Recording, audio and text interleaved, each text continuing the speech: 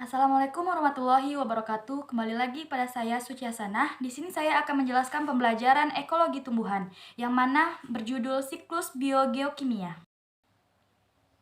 Baiklah, di sini saya akan menjelaskan biogeokimia. Biogeokimia adalah suatu pertukaran atau terjadinya perubahan yang berlangsung terus-menerus antara komponen abiotik dengan komponen biotik. Daur biogeokimia ialah daur ulang air dan juga komponen-komponen kimia atau unsur kimia yang melibatkan peran serta makhluk hidup. Termasuk itu makhluk hidup dan juga bebatuan atau geofisik. Daur biogeokimia adalah memiliki peranan yang sangat penting bagi kehidupan manusia. Fungsi dari daur biogeokimia adalah untuk menjaga kelangsungan hidup di bumi, karena pada materi hasil dari daur biogeokimia ini dapat digunakan untuk semua komponen yang ada pada bumi seperti abiotik dan juga biotik. Baiklah, di dalam biogeokimia ini terdapat 5 siklus. Yang pertama yaitu siklus karbon. Karbon merupakan salah satu unsur yang mengalami daur dalam ekosistem. Siklus karbon berperan penting dalam proses pemanfaatan CO2 yang berada di udara untuk beberapa keperluan fotosintesis tumbuhan serta pembentukan CO2 kembali. CO2 atau karbon dioksida adalah gabungan dari satu molekul karbon serta dua molekul oksigen. Gas yang digunakan untuk menyusun yaitu ditemukan dalam sejumlah sedikit kurang lebih 0,03% CO2 yang berada di atmosfer berbanding terbalik dengan banyaknya tumbuhan hijau yang berada di sekitar wilayah tersebut. Bagaimana juga, CO2 adalah komponen utama dalam proses fotosintesis tersebut. Baiklah, teman-teman semua bisa melihat gambar yang ada di PPT saya, yaitu gambar siklus karbon. Di mana siklus karbon ini dimulai dari karbon yang berada di atmosfer berpindah melalui tumbuhan hijau, konsumen, dan organisme pengurai, kemudian kembali ke atmosfer. Di atmosfer, karbon terikat dalam bentuk senyawa karbon dioksida atau CO2. Karbon dioksida merupakan bagian udara esensial yang dapat mempengaruhi radiasi panas dari bumi dan dapat membentuk persendian karbon anorganik. Proses fotosintesis yang terjadi pada tumbuhan hijau merupakan proses pengubahan karbon dioksida sebagai karbon anorganik menjadi karbohidrat sebagai senyawa hidrokarbon yang dalam hal pengubahan karbon disebut juga senyawa karbon organik. Dalam tubuh tumbuhan disertai dengan penyimpanan energi yang bersumber dari radiasi matahari, sehingga dalam tubuh tumbuhan tersimpan energi yang disebut dengan energi biokimia tersimpan bersama dengan senyawa organik kompleks. Dalam aktivitas fisiologi tumbuhan, sebagian karbon organik akan terurai dan CO2 dibebaskan lagi ke udara melalui respirasi. Sebagian karbon organik lainnya diubah menjadi senyawa kompleks dalam tubuh tumbuhan selama pertumbuhannya. Senyawa organik tersebut akan ditransfer ke dalam tubuh konsumen melalui proses interaksi dalam rantai maupun jaringan makanan. Sehingga sebagian dari senyawa karbon organik akan tetap berada dalam tubuh konsumen atau manusia, binatang, atau hewan sampai mati. Setelah produsen dan konsumen mati, maka senyawa organik akan segera terurai lagi melalui proses penguraian atau dekomposisi oleh organisme pengurai dan karbon akan dilepas sebagai CO2 ke alam dan masuk ke udara atau ke dalam air. Akan tetapi, ada sebagian bahan organik yang kadang-kadang tidak bisa terurai dalam proses dekomposisi sehingga memerlukan waktu yang sangat lama dan kemudian akan berubah menjadi batu kapur, arang, dan minyak yang dalam hal disebut adalah bahan bakar fosil. Baiklah, unsur kedua adalah unsur nitrogen, di mana unsur nitrogen itu merupakan unsur yang paling penting dalam kehidupan.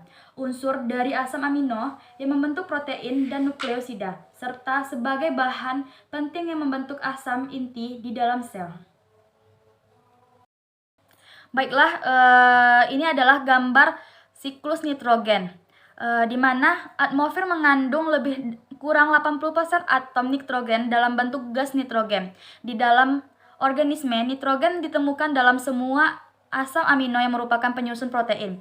Bagi tumbuhan, nitrogen tersedia dalam bentuk amonium dan nitrat yang masuk ke dalam tanah melalui air hujan dan pengendap debu-debu halus atau butiran lainnya. Beberapa tumbuhan seperti Bromeliaceae epiphyte yang ditemukan di hutan hujan tropis memiliki akar udara yang dapat mengambil amonium dan nitrat secara langsung dari atmosfer. Dari jalur lain, penambahan nitrogen dalam ekosistem adalah melalui fiksasi nitrogen. Nah, di mana fiksasi nitrogen merupakan proses perubahan gas nitrogen O2 nitrogen Na2 menjadi mineral yang digunakan untuk menyintesis senyawa organik seperti asam amino. Nitrogen difiksasi oleh bakteri Rhizobium, Azotobacter, dan Clostridium yang hidup bebas dalam tanah. Selain dari sumber alam, fiksasi nitrogen dibuat secara industri yang digunakan sebagai pupuk. Pupuk bernitrogen ini memberi sambungan utama dalam daur nitrogen. Nah, di situ ekosistem akibat kegiatan pertanian. Meskipun tumbuhan dapat menggunakan amonium secara langsung, tetapi sebagian besar amonium dalam tanah digunakan oleh bakteri aerob tertentu sebagai sumber energi. Aktivitas ini mengubah amonium menjadi nitrit, kemudian menjadi nitrat. Proses ini disebut nitrifikasi. Nah, nitrifikasi yang dibebas bakteri ini kemudian diubah oleh tumbuhan menjadi bentuk organik, seperti asam amino dan protein. Beberapa hewan akan mengamisilasi nitrogen organik dengan cara memakan tumbuhan atau hewan lain. Pada kondisi tanpa oksigen atau aerob, beberapa bakteri dapat memperoleh oksigen untuk diubah menjadi N2 yang kembali ke atmosfer. Perombakan dan penguraian nitrogen organik kembali menjadi amonium yang disebut amonifikasi, dilakukan oleh bakteri dan jamur pengurai. Proses-proses tersebut akan mendaur ulang sejumlah besar nitrogen di dalam tanah. Baiklah, siklus selanjutnya yaitu siklus belerang, di mana siklus belerang adalah salah satu bentuk dari daur biogeokimia, di mana perubahan sulfur dari hidrogen sulfida menjadi sulfur dioksida, lalu menjadi sulfat dan kembali menjadi hidrogen sulfida lagi. Sulfur di alam ditemukan dalam berbagai bentuk. Baiklah, di sini kita bisa melihat gambar dari siklus belerang, di mana pada atmosfer belerang terdapat dalam bentuk gas SO2 yang dibentuk selama ada aktivitas vulkanis dan pembakaran bahan bakar fosil. Selain itu, belerang juga terdapat dalam bentuk gas H2S yang dibentuk sebagai akibat proses pembusukan bahan organik atau proses pembusukan yang terjadi dalam tanah atau air. Unsur belerang dapat tersedia bagi tumbuhan dalam bentuk anion sulfat atau SO4 di tanah. Di dalam tanah, belerang didapat dalam bentuk sulfat, sulfida, dan belerang organik.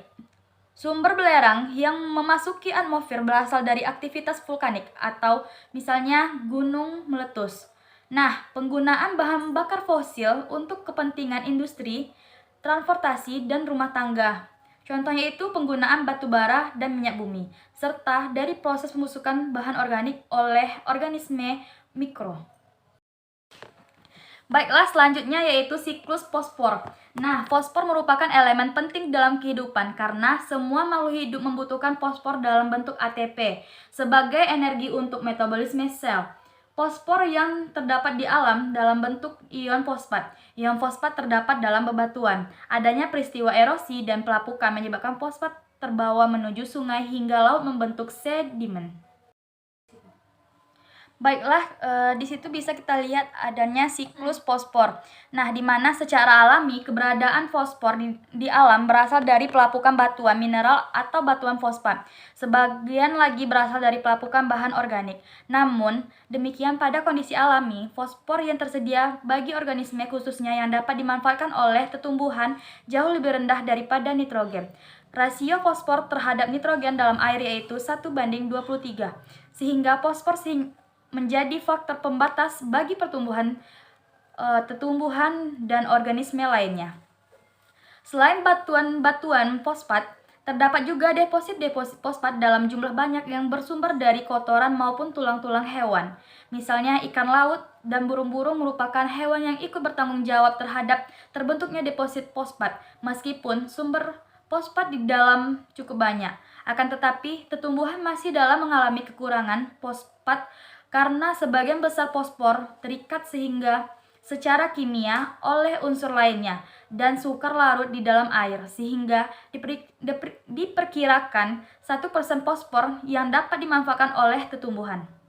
Nah, fosfor terdapat dalam seluruh sel tumbuhan yang fungsinya antara lain membentuk asam nukleat untuk menyimpan dan memindahkan energi, adenosin trifosfat dan adenosin difosfat untuk merangsang pembelahan sel, membantu proses amisilase dan respirasi. Selanjutnya yaitu siklus air. Nah, kita tahu bahwa air adalah sumber terpenting dalam kehidupan. Nah, di sini terdapat siklus air di mana teman-teman bisa melihat pada gambar siklus air. Di gudang air terbesar di alam adalah samudra. Akan tetapi masih banyak gudang-gudang air lainnya di permukaan bumi yang berupa badan-badan perairan seperti danau, rawa, waduk, sungai. Dari gudang-gudang air tersebut akan menguap ke udara atau evaporasi, kemudian membentuk awan-awan dan akhirnya turun lagi ke bumi dalam bentuk hujan, sehingga air akan mencapai ke seluruh permukaan bumi melalui presipitasi dan terus akan bergerak lagi masuk ke bumi, mengalir ke sungai, ke danau, ke laut, menguap, dan seterusnya sesuai dengan siklusnya. Di dalam siklus air atau siklus hidrologi, air akan berpindah melalui berbagai tahap proses yang akan kompleks. Apalagi pada permukaan bumi yang bervegetasi seperti hutan, maka proses hidrologi menjadi lebih kompleks. Dalam siklus air, pohon merupakan media pemindahan atau transfer air hujan ke tanah melalui proses penahanan sementara air hujan oleh tajuk pohon, aliran batang, dan air lolos, serta sebagai pemindahan air dalam tanah ke vegetasi dan ke atmosfer melalui evapotranspirasi. Butiran-butiran air hujan yang jatuh di tanah ditahan oleh tajuk pohon sehingga tidak langsung menimpa tanah. Penahanan air hujan untuk tajuk pohon akan mengurangi resiko tetesan langsung ke tanah, sehingga aliran permukaan atau air yang mengalir di permukaan tanah dapat dikendalikan. Air hujan yang ditahan oleh tajuk pohon sebagian dialirkan perlahan-lahan melalui batang yang disebut sebagai aliran batang atau stem flow. Sebagian jatuh langsung dari tajuk atau melalui penetesan dari daun dan cabang-cabang pohon yang disebut sebagai air lolos. Dan sebagian lagi bertahan sementara oleh tajuk, kemudian diuap kembali ke udara dan disebut dengan air intersepsi. Dan pada daerah yang bervegetasi pohon, air lolos dan air batang merupakan bagian dari presipitasi dan sampai ke permukaan tanah dan masuk ke dalam tanah melalui proses infiltrasi.